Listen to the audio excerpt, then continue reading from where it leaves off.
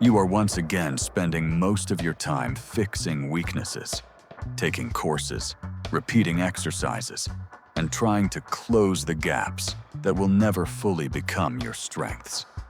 Stop wasting years on leveling out. Next will be a clear scheme on how to redirect your attention to where it yields real results.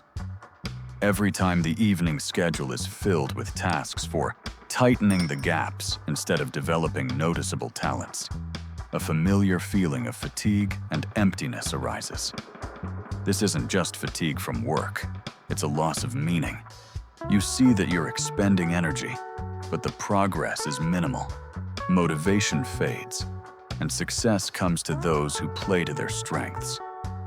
People around you teach balancing and smoothing over deficiencies as a universal formula. But there are too many examples where such a formula consumes time and fails to deliver proportional results. The problem isn't that weak points shouldn't be addressed at all. The problem is the uneven distribution of attention. When most resources go towards things that barely yield dividends, strong qualities remain underdeveloped. You stay in place and grow weary of experimenting with improvements that do not provide a multiplicative effect. It's like investing in minor fixes instead of doubling down on what truly works. By the end of the video, it will be clear why this particular shift in focus cuts your potential and how to make a simple shift in your schedule and mindset to see changes within the next few weeks. This is not an academic lecture, nor abstract slogans.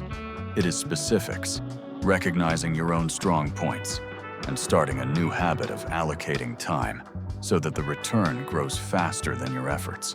Currently, the topic is more important than it seems at first glance, because the environment requires a clear advantage: speed, focus, the ability to do one thing well.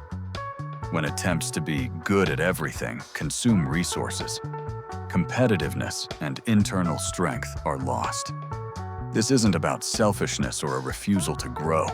It's about a strategy for investing in oneself that works faster and lasts longer. After many years of observation and experience, one thing becomes clear: distributing efforts based on the principle of a little bit of everything rarely leads to outstanding results. Investing in strengths acts like compounding.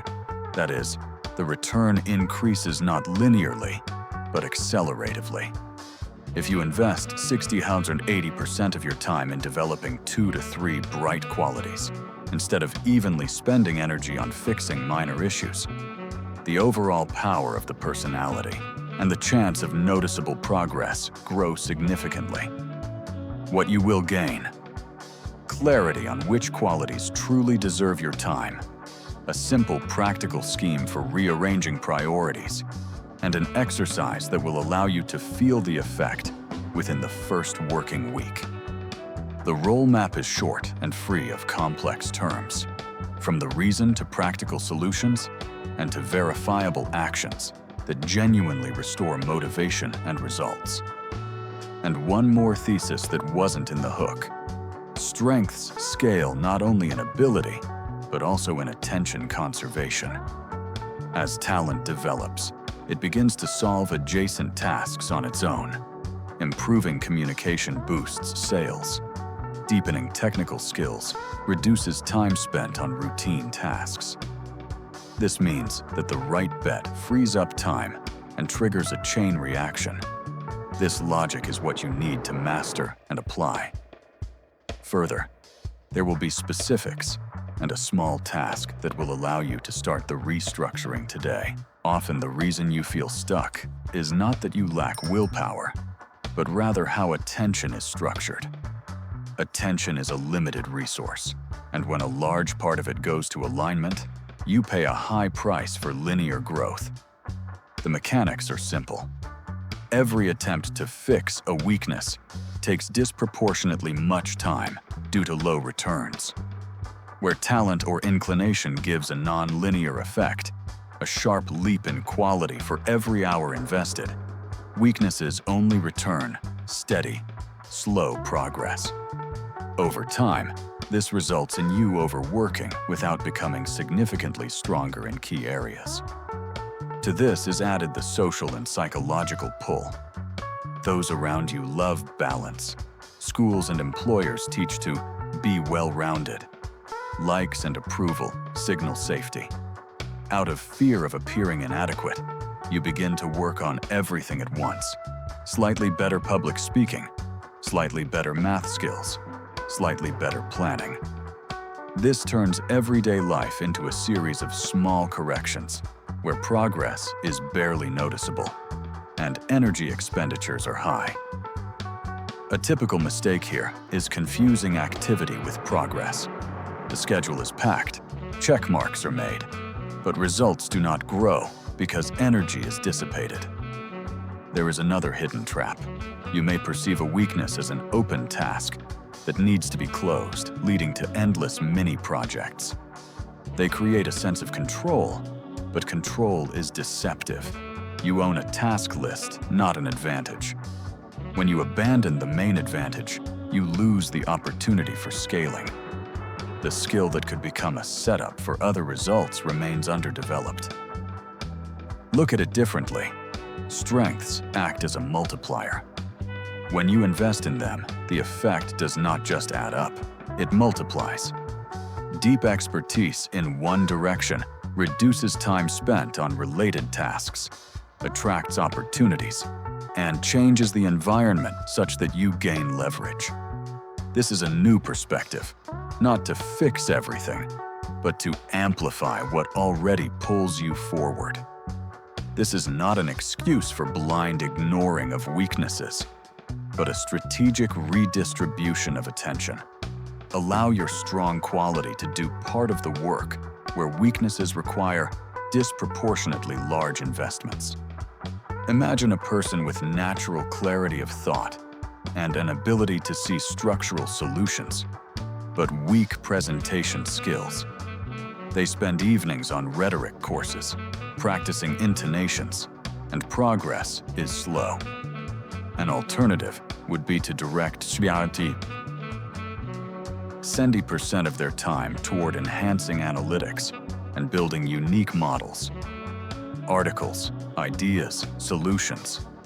Practice in public speaking might remain at a basic level, but strong content will attract people who will themselves handle the presentation or create a format where the presentation style is not critical.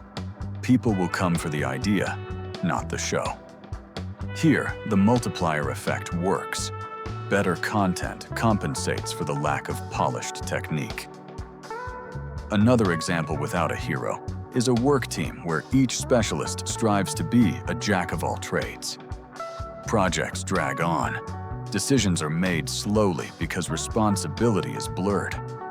When the group stops chasing an average skill set and forms focused roles, 2 or 3 individuals deeply responsible for key areas, while others support, the speed and quality suddenly increase. This is not a romantic notion about titans, but an economy of attention in action. Less time on synchronization, more on real results. The inner voice at the moment of choice often sounds like this. If I don't work on this, someone will notice me as inadequate.